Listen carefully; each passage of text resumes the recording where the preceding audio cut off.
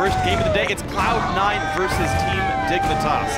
Medios gets done, but that's the only target. There's the hard engage onto the turret, just like old times. Cloud9 dive in. 1 kills, 2 kills, 3 kills, 4. Cloud9, their eyes are on first place. In for Maple Street, shields come in, Shanna saves him, and Bjergsen's now alone, pops Zonia's to buy some time, Slugy flashes out, there's the equalizer, it means 1, it means 2, that's gonna be TSM holding on to first place. Can anyone do Waluigi? Why are you? That's Wario.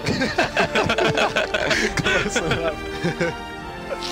I'm sitting on heat packs, it feels so good.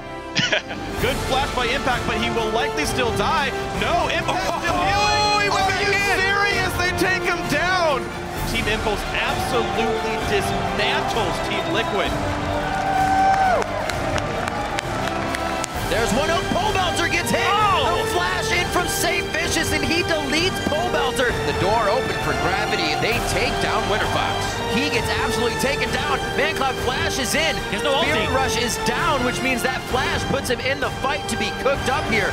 Counter Logic Gaming moving themselves to 10-4.